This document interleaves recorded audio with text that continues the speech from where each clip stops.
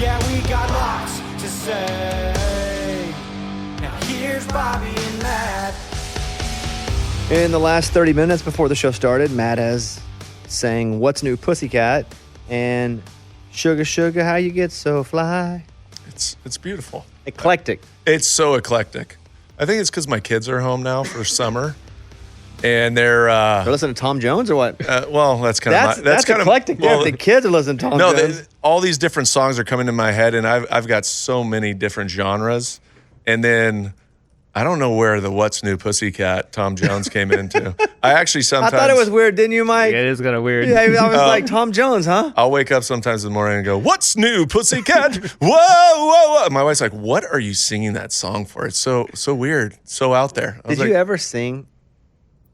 No, hell, I've got the worst voice ever. Did you think I was going to continue asking something else in that question? Yeah. Did you ever sing? Okay. Have you ever sang publicly, or did you in like 6th grade?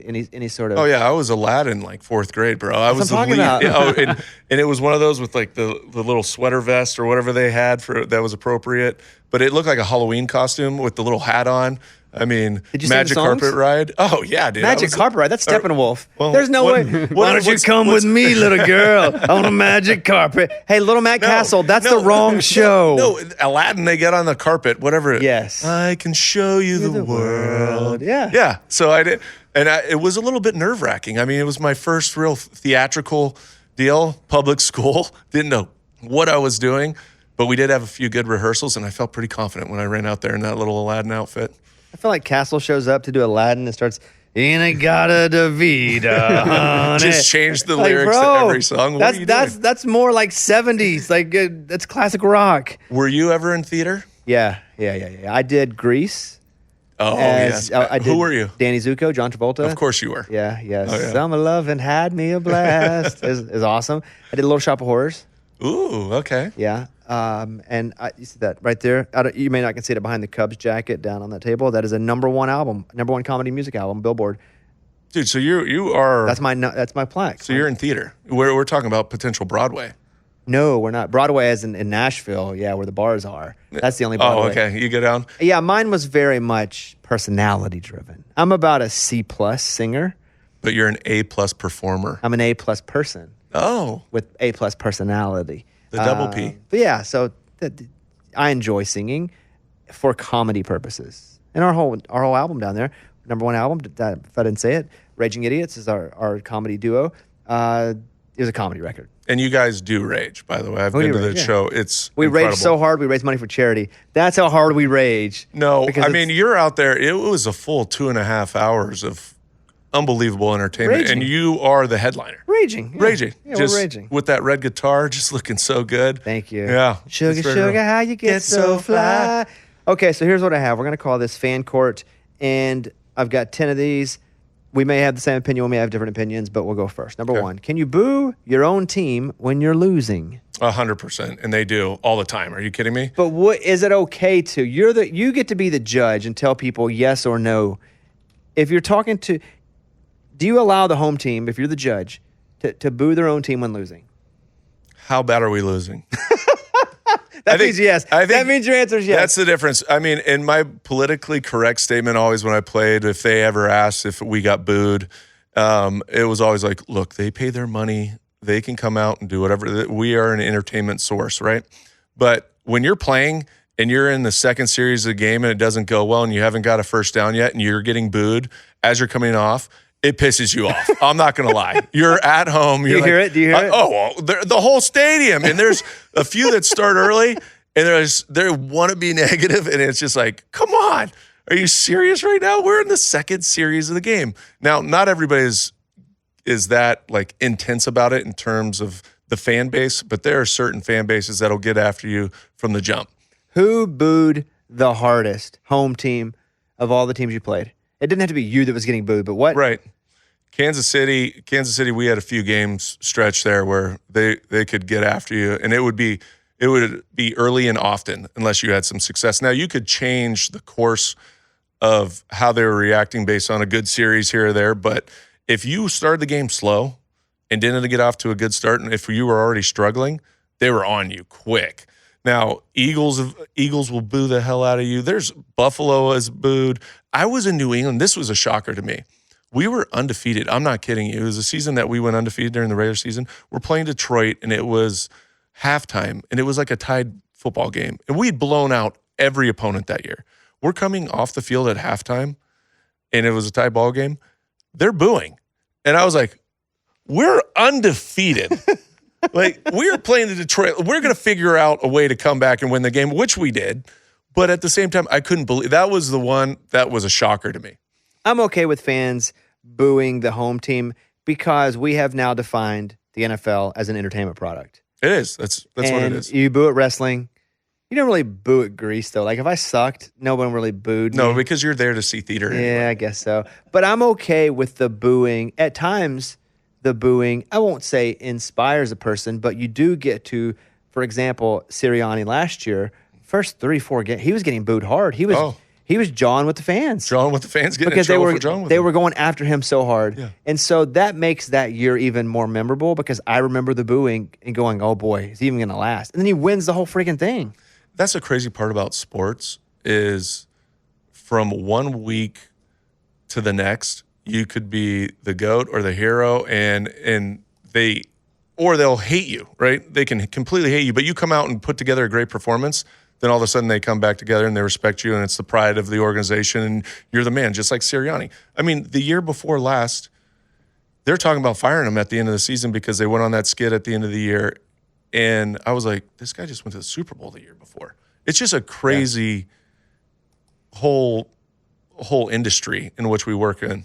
Next up, wearing the jersey of a team that's not playing the game you're at. And I'll go first. Unless you're in Europe, and you see this a lot at those games where it's like Jacksonville versus insert whatever team. Right. And it's in London. And I don't mind if they're wearing every NFL jersey because they don't get the NFL that often. They do. They just don't even know what's going on. Right. They have every jersey on. They're just like, the NFL's here. Let's just find an NFL jersey to wear. Yeah. And God love them. That's great. But if you're at like Cubs and Cardinals and you show up in a Pirates jersey, or if you're at like Colts and Titans and you decide to show up in a Falcons jersey, you're just being a douchebag.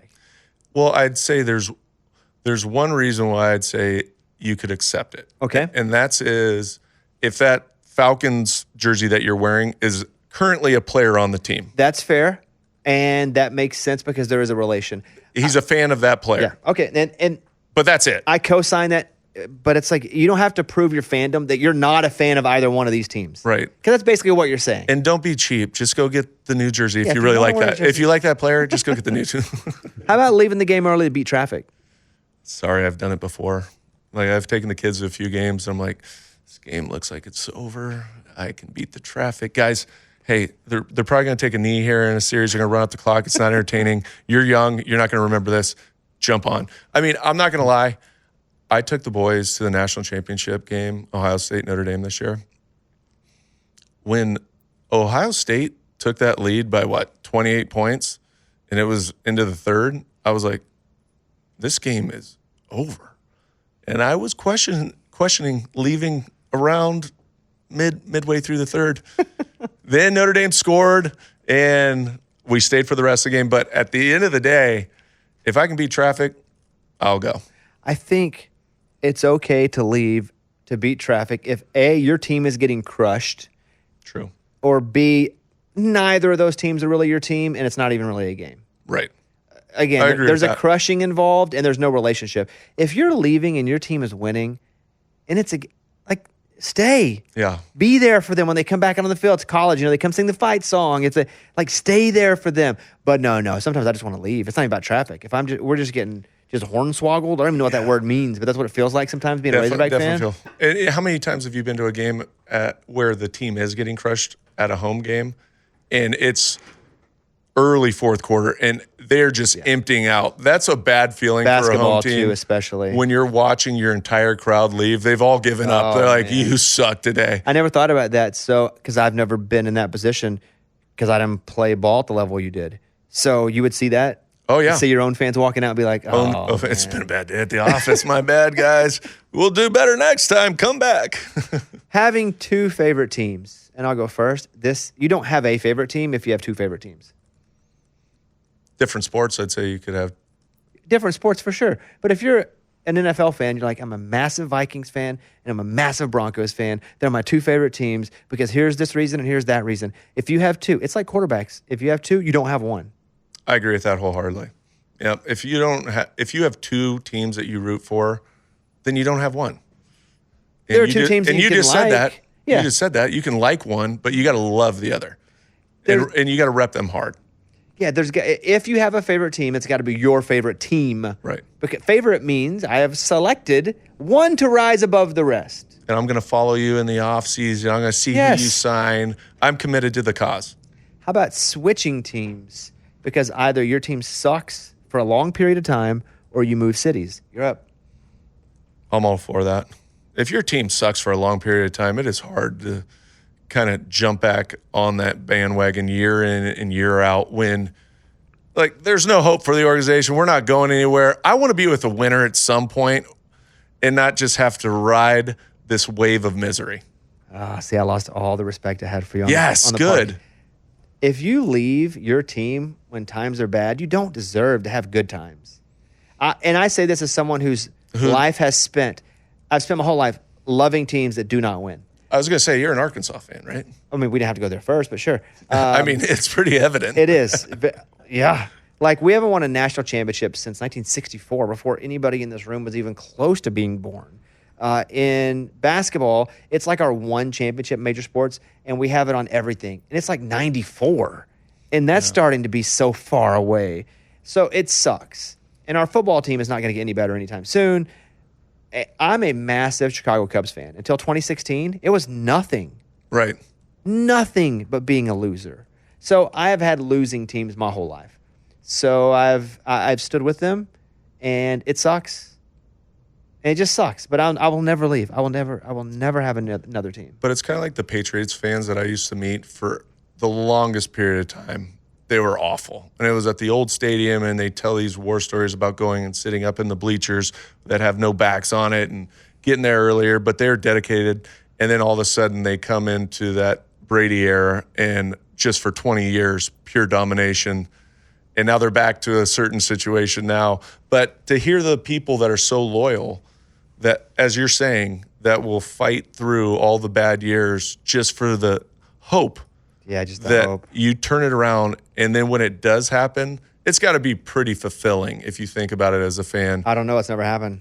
Well, I guess the Cubs in 2016 happened. That happened. That was awesome. Yeah. And I may have told this story, but it was when my TV career had just started, and the CMAs, I believe, were on CBS, and it was the first year that the CMAs had invited me to come and present an award, which is a big deal because it's a national award show. And it was also Game 7 of the World Series, and I said no to presenting at the CMAs and stayed home. Did you really? Yeah. And That's dedication. Watched the Cubs and Indians. We went to Game 2 and lost at Wrigley, and then came home. They were like, hey, we want you to present. Massive for my career because I'd never been offered that before. Right. But I thought, what's more important? And I stayed home and watched Game 7, and then it got rain delayed. And wow. It was a tough decision, except it wasn't. It hurt to make the decision, except it wasn't hard to make.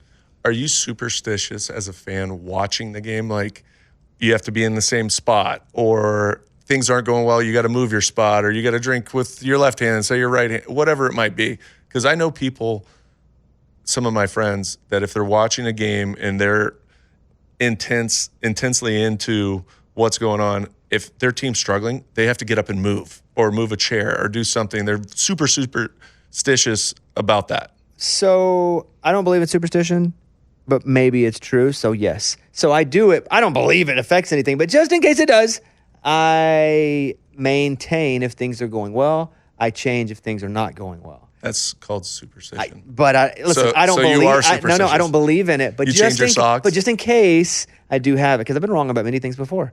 So, am I superstitious? No. But do I do superstitious things? Absolutely, just in case. Yep. I have a pair of shoes that I had made a few years ago, and going into this past weekend, when Arkansas softball was playing in the Super Regional, I only wear these shoes at specific times.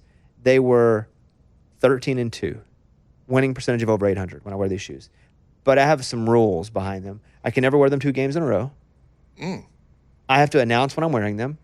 And I did. And I got on social media and said, I'm wearing the shoes. They were 13-2. And we had lost the first game. I didn't have the shoes on for the first game. So I wore them for the second game. We went 4-0 shutout. My rule is you can't wear them 2 games in a row. I didn't wear them. I cannot believe you didn't wear. Are you serious? I didn't Just wear break them. your trend. I can't. They're 14-2. You're not going to roll the dice and see, hey, it's been a day off, a night off. I can't. We're going to go ahead. It's always been my rule. I can't do 2 in a row because then what would stop me from doing 3? Then eventually they're going to lose just because it's a numbers But you're game. wearing them just for that team. But again, we're talking about superstitions, and I'm like, I'm not superstitious, but these shoes are 14-2. I did not wear them for game 3 that Arkansas lost. And it was the biggest game of the year. But they didn't lose because of my shoes. Yeah, that's the other thing that superstition sometimes gets you into, that you believe your shoes has any impact whatsoever on the game. They're 14-2. What do you want to say? That's a pretty great winning percentage. I'm pretty disappointed, though. I didn't if you're wear- listening, I know. Coach, I didn't wear them. We should make sure that he wears them next elimination game. But I'm true to myself. I'm honest true. with myself. There's You know, no wearing them 2 games You in have a your row. principles? Yeah. Did you ever have anything lucky to wear? No. I was never one of those guys that wore anything specifically or put a saying on the wristband or had to do my eye black a certain way. I just kind of was old school. Throw on the socks, throw on the pants, put my jersey on, let's roll. What about a specific regimen? Regimen, yes. I'd go, my warm-up routine was pretty specific in terms of get out on the field early, going through my stretch work, some certain type of red zone throws that I wanted to throw at the wide receivers. Then from there, go in, do a little bit more stretch or get stretched by one of the trainers, and then get taped right after that, and then go start my process of getting totally locked in. But what if you didn't go in that exact order that you'd always gone? Didn't really bug me that much. It didn't. No, it wasn't like, oh, man. I was really hoping you'd walk into that one, but yeah. No, it didn't really bug me that much. All right, last one here. How about this? Cheering for a division rival in the playoffs because, quote, they're representing your division. Yeah, I don't believe in that. I kind of hate that in the NFL. Like, if I'm a Cowboys fan, I don't want the Eagles to win. Right. If they're in your division, you're absolutely your biggest rival just because they represent your conference. And do they really represent the conference? It's different in college football because they do represent a conference, a legitimate conference where there are decisions made based on the power of the conference years afterward. Right. I think in bowl games, I usually root for the SEC because I want that to positively impact my school. But it doesn't work like that in the NFL. No, we all represent the NFL. Yeah. At the end of the day, and you represent yourself. Every team wants to beat the other team and not see them move forward, even though they're from your same conference or wherever it might be. I think I hate them worse because they're in my NFL division. 100%. If I'm the Cowboys, I hate the freaking Giants. I hate the Commanders, and I hate the Eagles. Right. Now, there might be certain circumstances where you're cheering for a particular coach that was with you or a player that is a friend of yours. And I've done that before where, you know, it's pretty tight in terms of the relationships that you have. So I might be cheering more for that guy to have success moving forward because he has that opportunity. But overall, as an organization and a team, I'm not cheering for another organization team to go out and win. Coming up next, Coach Frank Reich, who played for the Buffalo Bills, was the backup for all 4 of the Super Bowl losses. Isn't that wild? Wild that they lost 4 in a row. Just period. It's still, and 4 straight. Straight. Too. That's Consecutively. wild. Boom, boom, boom. Also has the greatest comeback. Well, I guess second greatest comeback now in NFL history. Second greatest because Minnesota beat the Indianapolis Colts in that comeback in, was it 22 or something like that? Yeah, like 3 years ago, right? They were losing like Yeah. 33-3 or something. And I'm sitting there going, there's no way they can come back from this. And that was wild. He was a backup, though, for the Bills and for Jim Kelly and came back and beat the Oilers. I remember watching as a kid. I turned the game off It was 31 points. and happened to turn it back on because I was ready for the next game and saw the end. It wasn't like now you can get an alert. That's one of those situations. It's a backup quarterback. You always think about going in those big type moments, but that was that the AFC Championship? Probably. Or the game before. Or yeah, maybe Nonetheless, the game before. it's a playoff game. Jim Kelly, Yeah. franchise guy goes out. You're getting an opportunity, and you go in, you look at the scoreboard, and you go, oh, man, this is awesome. I get to come in and 31 points down, but then to go out and actually do it, what a legend. What a legend. He's the coach at Stanford this year. Andrew Luck asked him to come be the coach, but he's only going to coach there 1 year because they didn't want to hire anybody that with the limited amount of time they had, they felt like they couldn't get the right coach for that. So he called Frank Reich, said, will you coach the team for 1 year?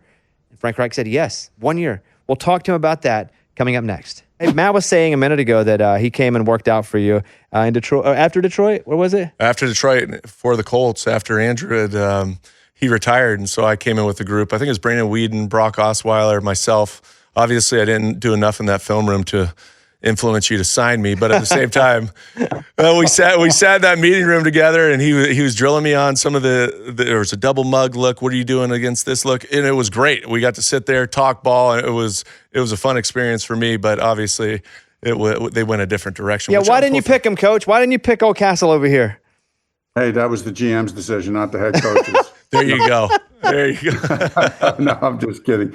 Hey, in all seriousness, Matt is one of those guys who, even though we never really crossed paths for any length of time here or there, but as a fellow quarterback, a guy who really followed Matt's career, and then I coached obviously with Sirianni, and when I was coaching with Sirianni, he used to talk about Matt all the time and say, how great not only of a player but teammate and person. So I've always had a ton of respect for you, Matt. Thanks, Coach. I appreciate it. I mean, you've been on an incredible journey. You're in the NFL forever, and now you're making this jump to college football. Talk to me about what were some of the factors that were the decision to go back to college. It was really about two things. It was about Andrew Luck and him asking me, just calling me up and saying, hey, I need help. And Andrew's a close friend. And, but the second thing was, this seems like a really cool opportunity. I've never done anything like this. It's a challenge. It's another mountain to climb. It's an experience to gain. And so, those are really the two reasons. A, to help out my friend, Andrew, and then B, this is Stanford. And this is going to be, there's unique student athletes. It's a unique university and a unique alumni group and environment, culture. And so I've always heard that this place is very special, and I have an opportunity to go experience. So let's go all in. And it's been, as advertised so far, it's been a blast. I went and looked at your official title, and it says Stanford University interim head coach. Now, is that the plan, to stay interim head coach? That's the plan. And, Andrew and I were both real clear about that at the beginning. And it just works. Andrew was in a unique situation where, had to make a coaching change at a time that you don't really make one. And I was retired, and I was content to move on. I had 30 plus years of playing and coaching, and felt like it was a good run and was ready to move on. And then, like I said, this was a 1-year thing. And, so when I talked to my wife of almost 40 years now, she's traveled with me all over the place, guys. I've made her move so many times, and, and it's just, that's important to me. That's important to me. She sacrificed a lot. I want to be around her. I want to be around my family. So we just looked at this as, this is one more year.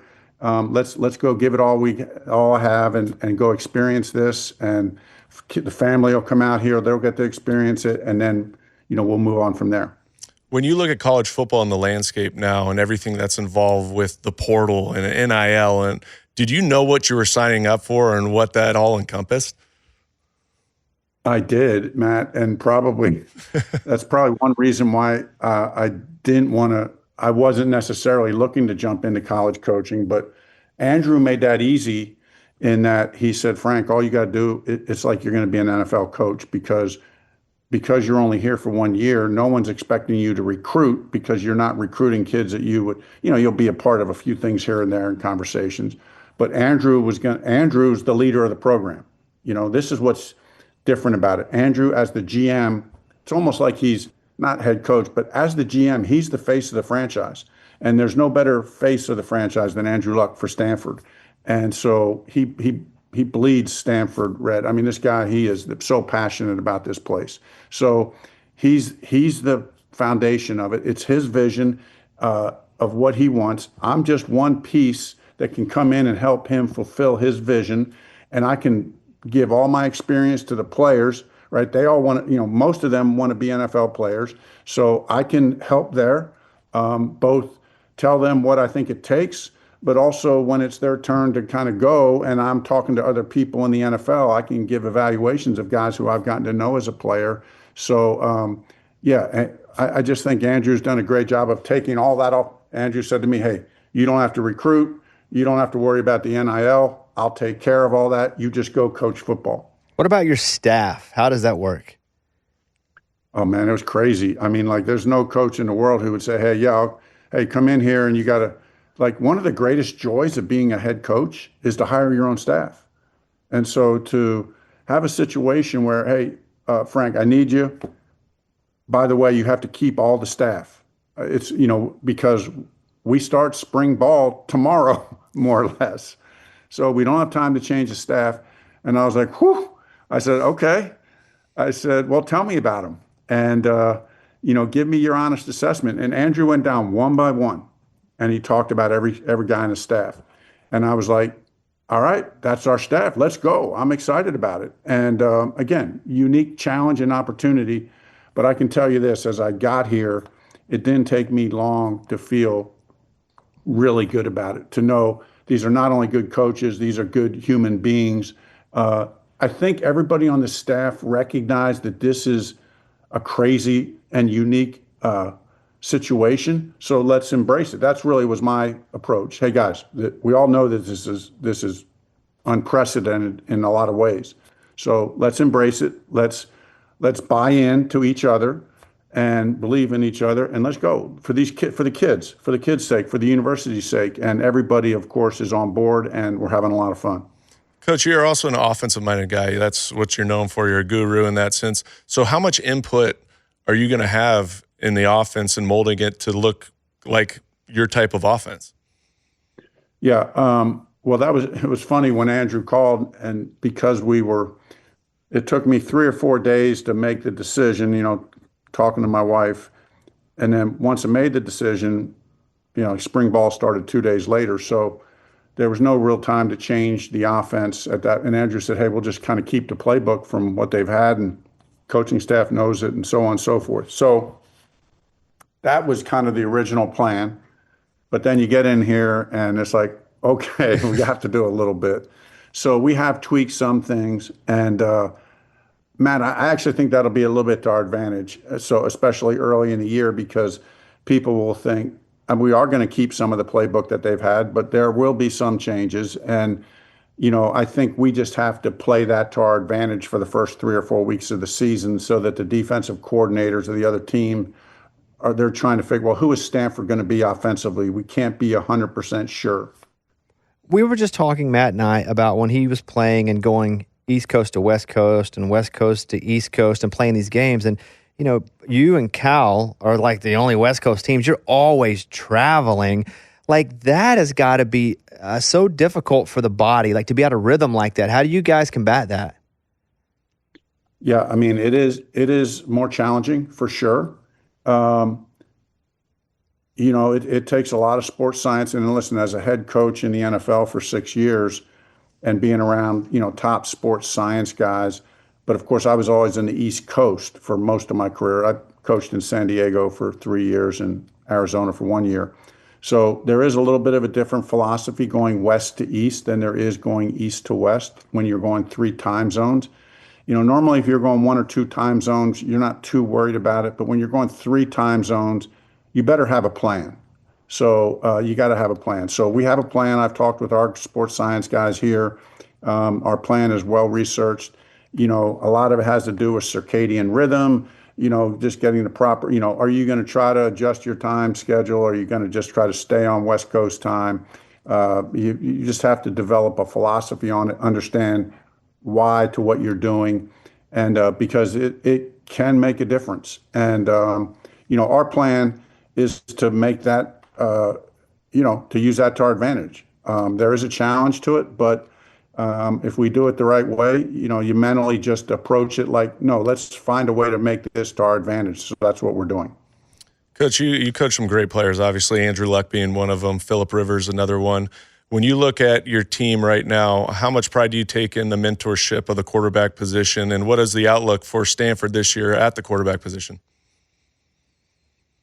Really excited. As you said, I've had to blessing of being around some amazing quarterbacks, and I've learned so much from those guys. Like being in the meeting room with guys like you, Matt, and other quarterbacks, whether they were Peyton Manning or it could be any of the guys, right? Any of the guys.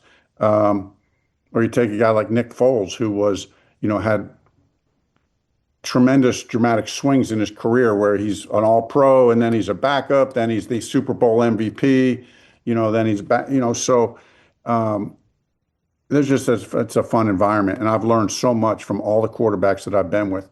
So as I bring that to the team here and to the quarterback room here, I'm excited about the group we have. We do have two. We did lose one player in the portal, and we picked up two guys in the portal.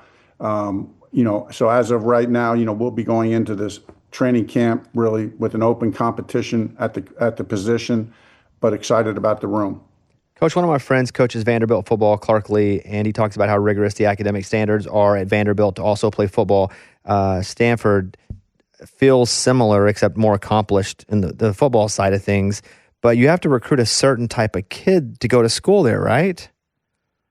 Oh, yeah. No, and I found out really quick that they're real serious about that. There was, there was one guy we were looking at, and that I thought his tape looked pretty good. And so I'm asking the guys, I said, hey, what about this guy? And they did a quick study of his grades, and his grades were good.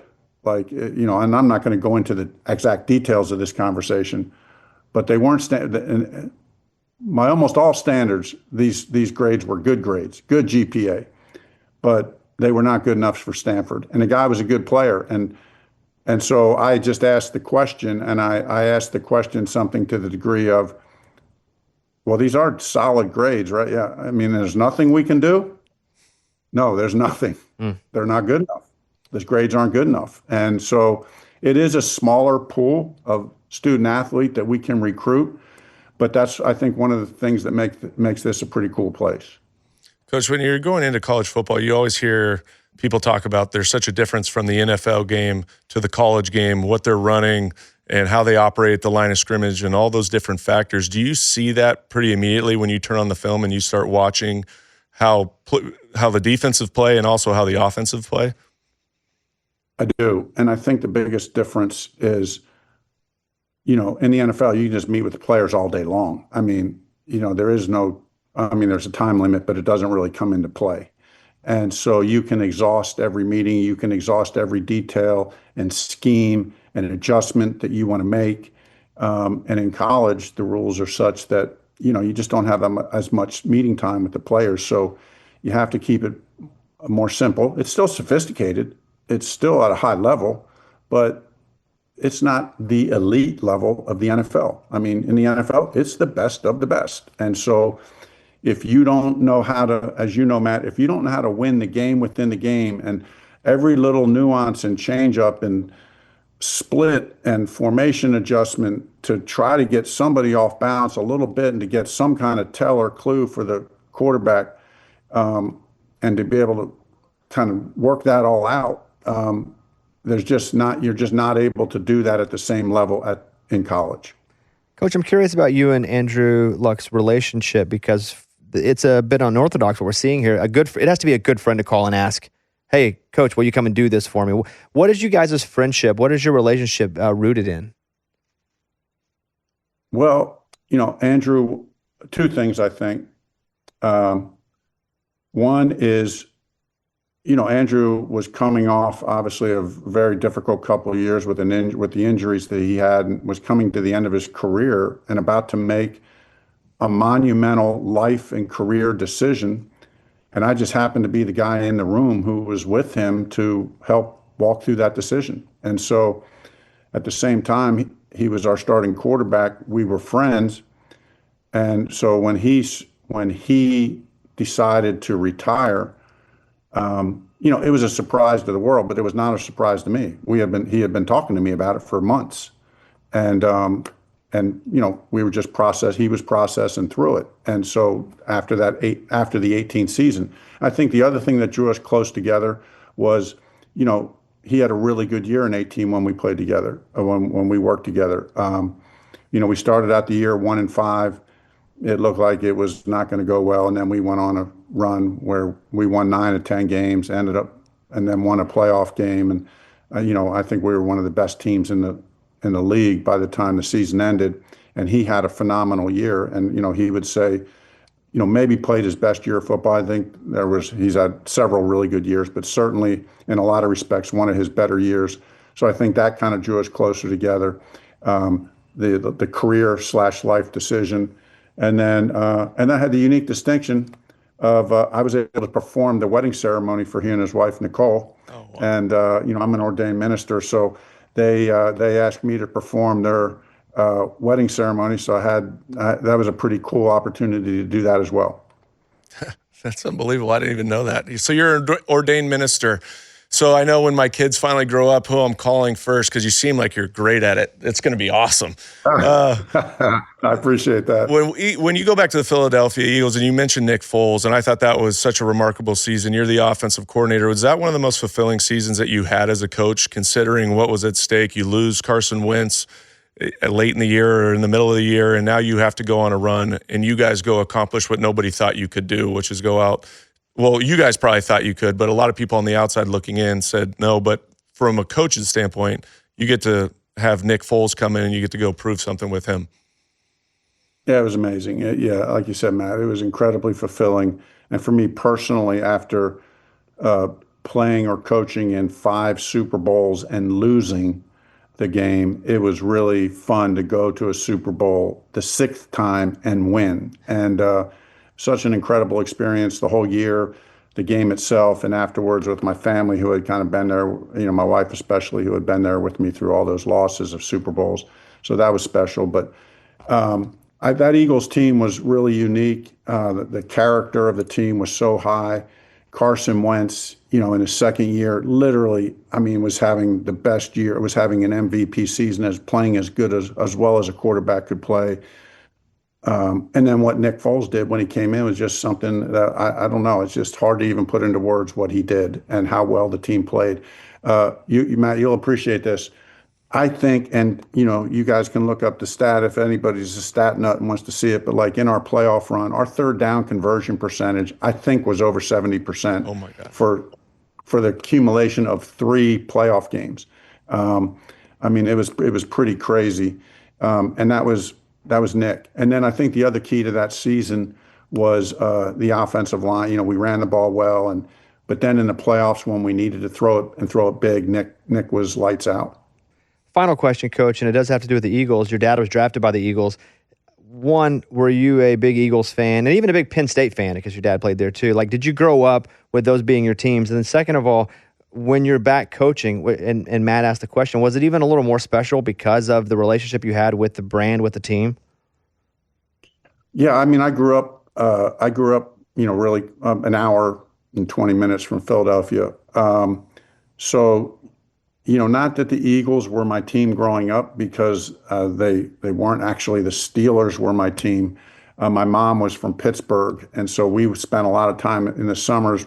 We'd spend a lot of time in Pittsburgh, and the Steelers, of course, back in the 70s were a super good team. And, so I was a little bit more of a Steelers fan. But because my dad was drafted by the Eagles and the proximity to Philadelphia and everyone in our community, I was an Eagles fan, even though I was primarily a Steeler fan. And being able to come back and coach there and, have high school friends, high school teachers be able to come to games, drive to games, it ended up making that year special in a lot of ways. Coach, we really appreciate the time. We're rooting for you guys this year. And what do you guys say? What do you say at Stanford? What's the saying? Like, be at Stanford, go. What do you say when you get off your interview? Go Card. Yeah, go Card. Okay, yeah, go Card. I guess I don't know. They're that simple. One. Yeah, they're simple. Okay. Yeah. All right, Coach. Thanks for the time. We really appreciate it. Good luck this year. Thank you, guys. Thanks, Coach. All right, appreciate it. All right, good to talk to Coach. So tell me the story though in depth. So you go up and you work out for him. Like what's happening there? Right. So they had finally come to the decision that Andrew Luck was not going to play that year. He's retiring, which was a shock to everybody on the outside. Obviously, it wasn't a shock to him, but So they're looking for a quarterback to come in. They had Jacoby Brissett was there still on staff. He was their second string the year before, but they're looking to bring in another backup quarterback. So I went up there, and there was 3 guys there. It was myself, Brandon Whedon, and Osweiler. And so you go in and you do a full physical. Do you show up at the same time with those guys? All at the same time. So you get in there and you're like, what's up, bro? What's up? You know, so you're all there together. You know these guys too. I've known them, you know, when you play in this little fraternity of people, you know them, you're friends, but now you're going to compete against them in a setting that, hey, this is a one-day tryout, bro. I'm trying to beat you out. You're trying to do the same. So you get in there, and I was just super thankful they didn't make us like run a 30-yard or 40-yard dash. I was like, I'm not prepared for that. So they go in, they do your weight, body fat composition, all the different things that you do to make sure that you're healthy. Then you go out in the field, and they put you through a pretty rigorous throwing session, right? You're throwing comebacks, in cuts. They have some movement. The coaches are all out there, kind of standing there with their arms crossed. Some of them are making notes, and you're like, I wonder how that went. I thought it came off well. What did they write down there? Yeah, I don't know. I was a little high, but, you know, I haven't been throwing much recently, guys. And then from there, you go in and meet with the coaching staff. And like he said before, I had a relationship with Nick Sirianni, so he was probably a big part of me coming up to work out with Indianapolis. But I got to sit down with Coach in the head coach's office and ran through film, talked about general philosophy, blitz pickup, situational. And so he's just picking your brain. What do you know? You know, how can you help? And I thought it went really well. At the end of the day, like I said, they had a relationship, or the GM did, with Brian Hoyer, who they traded for and brought him in. So I never got an opportunity to play for him, but everything that I had heard about him as a person held up true when you went and met the man and had a genuine discussion with him. We went a couple years ago to Panthers camp when he was the head coach of the Panthers. That was not a good situation all the way around. Right? It was sloppy. Yeah, it's very sloppy. It's a good word for it. So we go to camp, and it's like day 2 of camp, and I'm holding a ball during the interview. And I can tell, and Coach is a big guy. I mean, right. He's an NFL quarterback. Right. Good athlete, big guy. And he's like, why are you holding that ball? I said, well, I'm not going to fumble it the whole interview. And he took that as a challenge.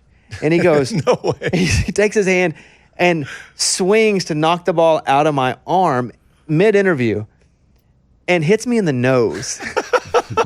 Like, come on, is this interesting? Yeah, it's on the internet. Oh my God. It like clips me in the nose and goes to the ball, and I'm like, oh, like my eyes are all watery, but I held on to the ball. What was his reaction after he realized that he just cold cocked you in the nose? Nothing. He was like, that's right. ball, bro. That's basically it. That's ball, bro. You challenged me. You said I couldn't get this ball out, and now I'm going to show you what it's like. Yeah, he thought I had 2 heads, though, because the interview, I really like him. And I don't always interview traditionally. And I think at the end, he really was enjoying it. But at first, I go in, and my style's definitely a bit different. And he was just looking at like, are you even real? And then I was holding the ball, and he was like, I'm about to see how whack right in the nose. Held on to the ball, though. It's funny you said that, because it takes me back to college, because when we were in college, Pete Carroll had this philosophy of all about the ball. So the defense takes it away, the offense holds on to it.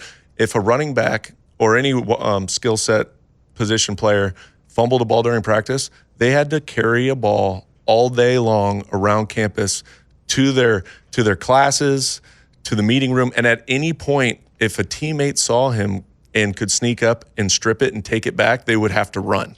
So, I mean, you talk about some funny situations when you're in a geography class filled with 100 kids and you hear like a full rumbling in the back. It's because somebody knocked the ball out of one of the running backs' hands, and they're all going to get it. It was amazing. That's awesome. Yeah, it was I thought it was one of the best all-time just philosophies of how to take care of the football. Yeah, your subconscious had to be holding onto the ball. Oh, if it's all day long, high and tight. You always are holding on to it, even if it's not like a conscious thought to always hold it tight. It's got to become so second nature that you're holding it against your body.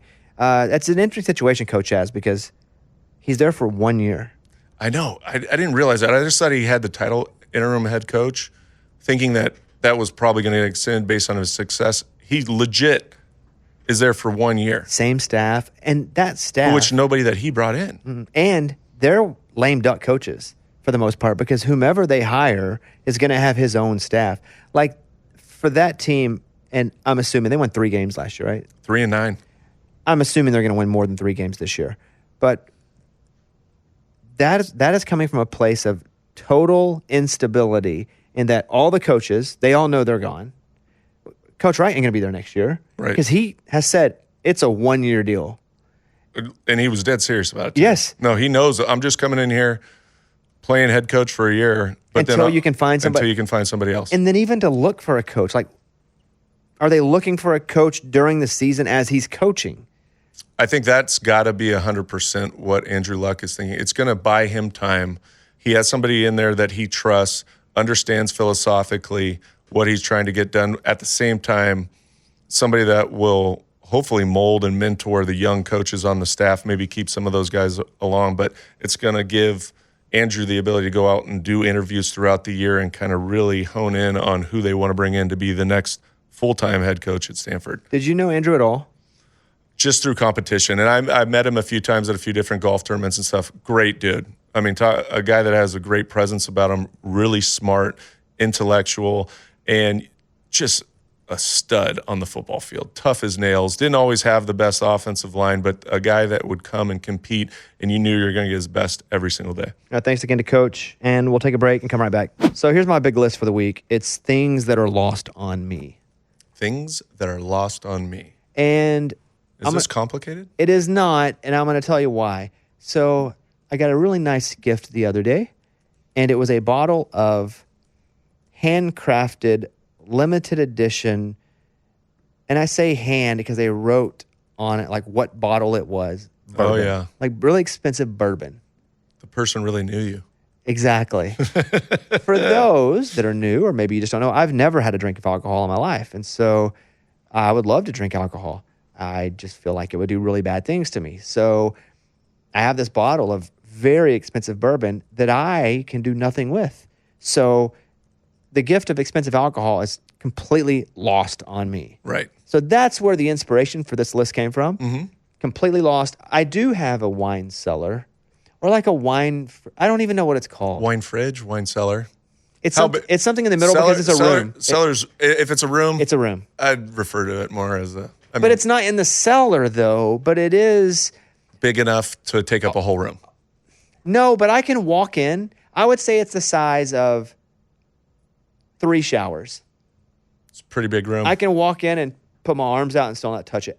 We don't really drink. My wife drinks wine sometimes, but I don't drink anything. It was just when we built the house, they were like, and this is where we're going to put the wine. And it's freezing cold. Sure. I never even been in that thing until the other day when I put the bourbon. And then I learned you're not supposed to put bourbon in a wine fridge. No, room temperature.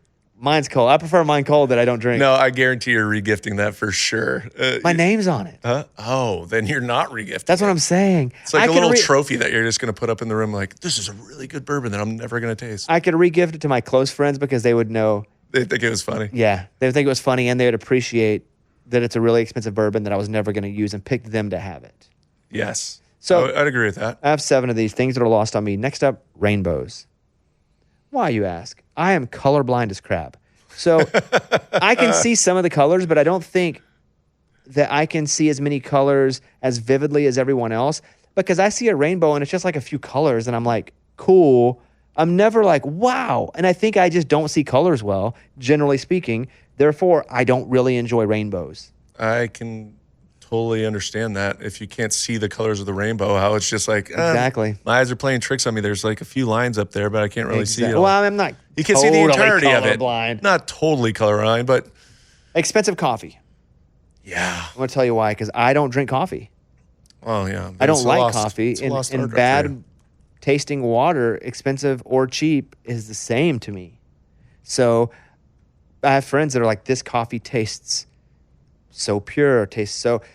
The acidity. Yeah, I hate it so much, I don't know the difference. So when someone's like, this is a great coffee or a great coffee place, unless they have great muffins, that's no difference to me. Are you a coffee snob? Right there with you. No, I'm not a coffee snob. As long as you have a good morning breakfast that I can eat with the coffee. Yeah. Because a lot of times I drink my coffee black. Now, every now and then I'll put a little cream in there. However, I'm not going to go out of my way to a new coffee shop that just opened up just to get some special blend. It's just not what I'm Lost on me, I'm sure, to some people. Lost on you. It's found. The next one, the hype around Bruce Springsteen. Now, I did not grow up in the Northeast. I've never really got Bruce Springsteen. The Boss, you mean? Yeah. Yeah, that's what I mean. That's right. I don't get it. And so I'm not supposed to get it, I think. But like my favorite artists that are songwriters look at him as one of their favorite songwriters. So like I know I'm missing something. Because my favorite people, it's my favorite people's favorite. Is it the depth of his lyrics that? Well, no, don't say I don't know depth. No, well, that's what I'm you're saying by saying that. No, I'm that's what you're saying. What do your friends say about him that make him such a remarkable figure? They just say he's like such a great songwriter. But I feel like it represents so much of the area he's from. Mm-hmm. And I'm sure there's stuff like Born to Run. And I like some of the songs. But I am not like a pure Bruce Springsteen guy when it comes to like the depth of his music, because I think it's just lost on me. I don't have an answer. I don't know. Hearts on Fire? Like, Ooh, I'm on fire. I'm on fire. Hearts on Fire. What's it called? I'm on fire. Yeah. I'm on Fire. Hearts on Fire is good though. Is that a different song? He probably wrote that Because one earlier too. he was doing Baby Bash and he was doing Tom Jones, so there's no telling what Hearts on Fire is. Yeah. That's Eric Church, I think. Eric Church. You know, I'm just How's that mixing and go? matching. How's Eric Church Hearts on Fire? Hearts on fire. Oh yeah. Yeah. That's See, that's he a good stole one. that from Springsteen. See, Like Springsteen. And he does sing He's a song. influenced. Springsteen. See? Okay, I got it. Okay. I think two more. And I'm pretty tall. Yeah, you're what? 6 foot? 6'1"? 6'1". Sure, Yeah, my 6'1". ID says 6'1". 6'1"? Yeah. I wore shoes. So Yeah. 6'1" shoes. That's what I'm saying. You- If somebody's tall at a concert, it doesn't bother me, even if they're taller than me, because I'll just move. It's a concert. You're supposed to have fun. Right. People get upset about people standing up. Like what's lost to me is people getting angry at people standing up at games or concerts. Games. There are parts of games that I've been to where they're standing up and they're never going to sit down. And it's not a point in the game where you have to stand up. So if you want to kind of sit there and watch the game, it is definitely blocking your view. You can't move around. Concert, Unless more it's a movement piano, ability. unless it's a piano recital or concert, acoustic, you can stand up whenever you want. Same with a game. True. Now, I don't have to stand up if I don't want to, but if someone's going to stand up, unless there's like an old lady or someone in a wheelchair, like I think everybody should have the right to stand up the whole time. Okay. Because I don't get upset if people do it in front of me. But there are people that get pissed They do. off. They do. Oh, man. They do. Get down on the front.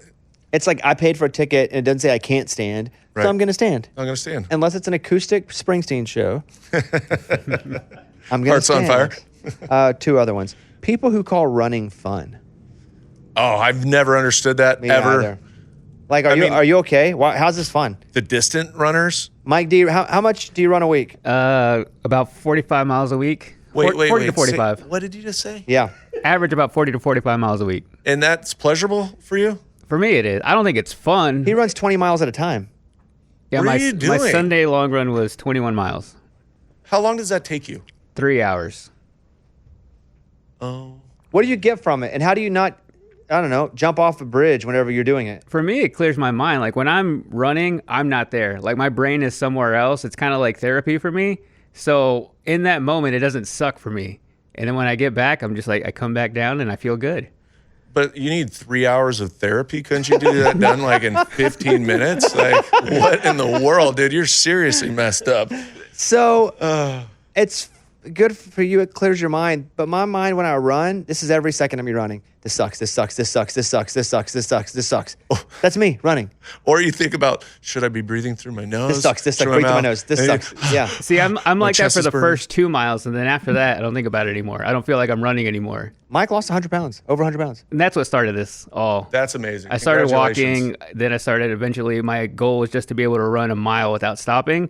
And once I got to that, I was like, let's do 2 miles, let's do 3 miles. And then I did a half marathon, I did a full marathon, and now this is kind of my average. And like no injections or surgeries. Yeah, this was or- way before Ozempic. Way before they lost over 100 pounds. That's incredible. Honestly, like the motivation behind that to go out and to achieve it and start with a small goal and turn it into what he's doing now, which is 3 hours of therapy on the weekend. Torture, yes. 3 Torture. hours. Do you of get the therapy. runner's high, what they refer to? You really do. Like your body feels good, your limbs are just all moving in like once, and you just feel like, oh, like I could go forever. That's why I like look down and I'm like, oh, I've already been going 2 hours. I'd be in shock. I think I've maybe misunderstood the meaning of good my whole life.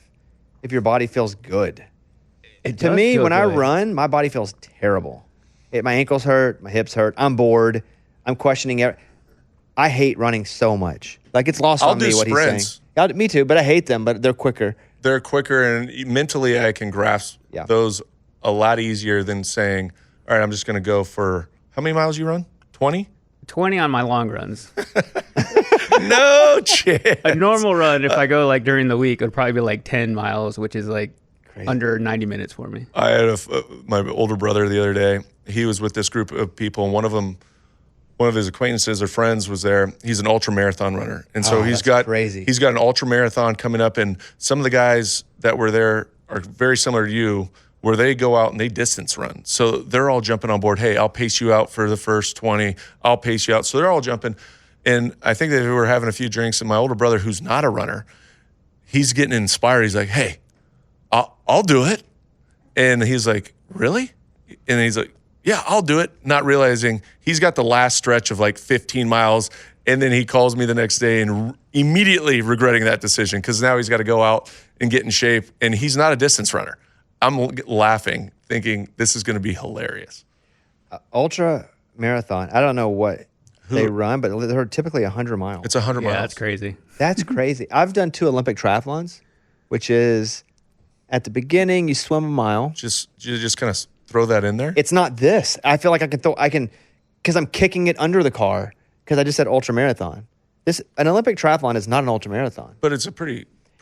It's not even an substantial, Ironman. Rigorous. Yes, but I mentioned in the context of mine is much less than this, and I hated it. I swam a mile, I biked for 26 miles, and I ran like 6.5 or something like that, whatever. Yeah, And it was miserable. I bet.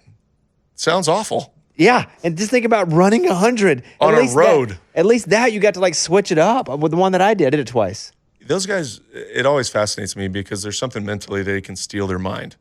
And when you get to the 100-mile mark, just think about that. 100 miles, how long does that normally take?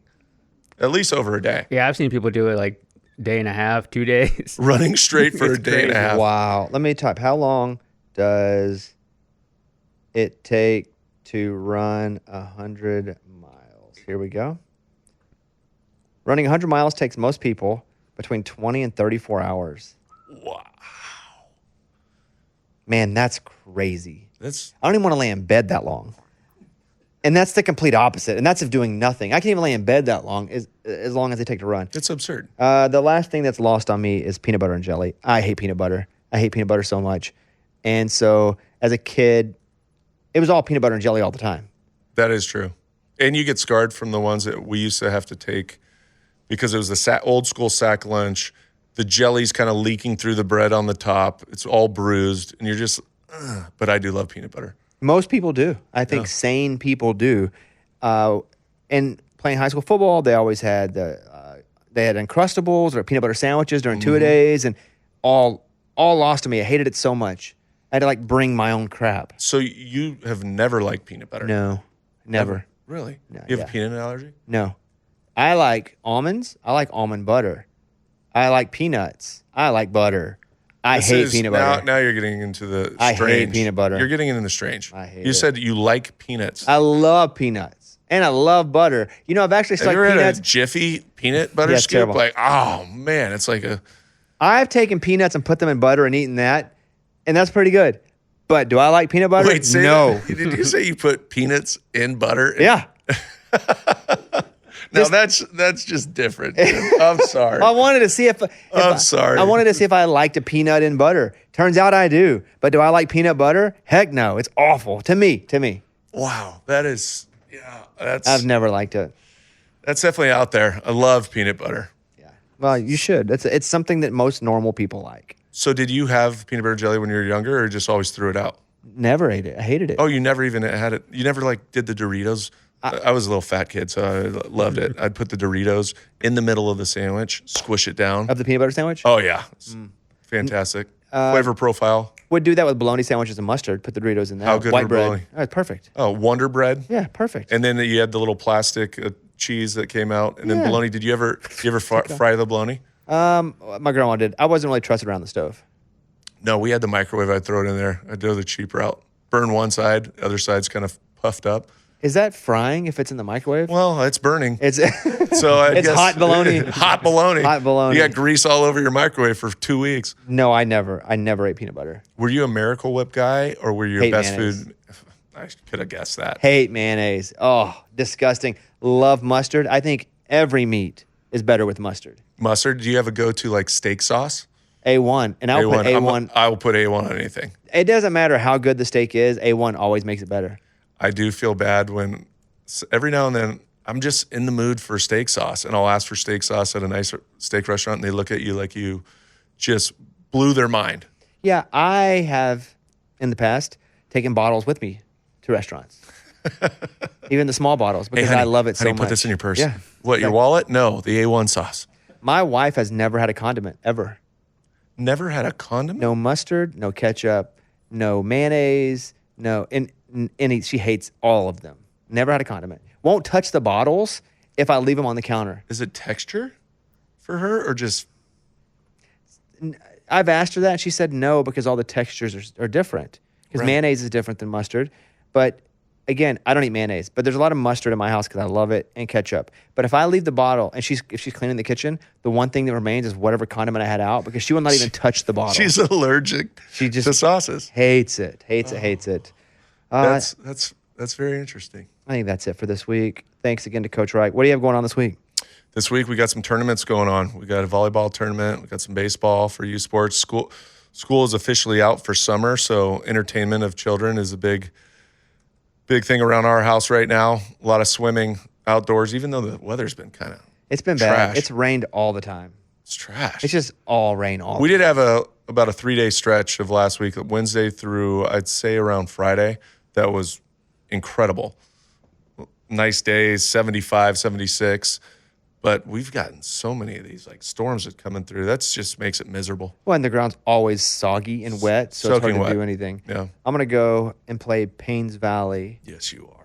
in Branson. I'm pretty excited about that. It's a wonderful course. I invited you to come along, but now it's summer and you can't do anything. So I can't do anything. You literally told me that right before, like, hey, what are you doing this weekend? well, was I literally just got the call that we're going to go but, do it. But the most amazing part is I'm sitting there telling you, oh, I got volleyball and we got this. You know, I was going to invite you to Branson. I was like, oh, you just broke my heart. Yeah, we're gonna fly in the private, fly Like, out. pretty, not a bad deal. Yeah, we just. Yeah. But yeah, you can't go. All right, well, that's Are you going to shoot 70? no. I'll probably whenever it matters, I shoot like 300. No, I think you're going to kill. If I'm like, oh, I really want to play well because the course is really nice, I tend to get a little tight. But if it's like big stakes, I tend to not be tight. Who are you going with, though? Brother-in-law, Yeah. father-in-law, because it's like a year wait to get on Right. there. So I made a couple calls, Right. and they really have wanted to play it for a long time, and I have the ability every once in What a a great while to gift. make a call. And so we were hoping to be in Oklahoma City for the College World Series, so my schedule's open, and I was like, "Hey, we're coming out. We want to shoot some content," and they were like, "No problem. That's going to be great. It's awesome." So yeah, sorry you can't go. Thanks for rubbing that in. I literally. No, as soon I as really do heard- appreciate 'cause the invite. Brandon's going. It's very thoughtful. And Brandon's shooting it. Did I not ask you 20 minutes before we got here? Literally. And I wanted to ask you in person. I was like, hey, you should go with us because you're my friend. And you go on all this other stuff. I'm going to go hunt and shoot birds and do all this over. And I'm like, well, maybe you want to come play golf for one night. We have a cabin and everything. Ah, I know. maybe I could just pawn off my kids to somebody that'll take them to the church. I'm in. Hey, kids, I'll be back. I swear. All right, that's it. Thank you guys. Please, wherever you're listening to this, if it's on the Bobby Bones Show feed or any of the NFL feeds that are not the Lots to Say feed, if you don't mind, it would help us tremendously if you went to the Lots to Say feed and subscribe to the show. It really would help us. And if you don't mind leaving a comment, if you leave a comment and you write as the comment, Matt Cassel is my daddy, and you spell Cassel's last name right, I will pick one of those comments and send you a signed Matt Cassel jersey. I have another one. So I will go and pick one. If you go right in the comments, because on Spotify, you can actually, Mike, write down below it. Yeah. You write in the comments, Matt Cassel is my daddy. You can write anything else. I will pick one of them. We will send you a Matt Castle Oh, I signed can't jersey. wait to see what they write after they have to write Matt Castle's my daddy. If it's your kids, though, that's too literal, and we will not give them a jersey. They do not get a jersey. They kept you from playing golf with me. Right. Yes. All right, that's it. Thank you, guys. Thanks to Brandon Ray. Thanks to Mike D filling in for Kickoff Kevin one final time. He had twins, and he'll be back next week. Let's go. So he also will not be going golfing. Can't wait to hear about that journey. Yeah, I bet in the 2 weeks, I bet it's been quite the journey. I bet he's grown up a lot. Yes. He's gray. He was bald before he left, but now he's gray completely. That's Matt Cassel on Bobby Bones. We've had lots to say. Bye, everybody.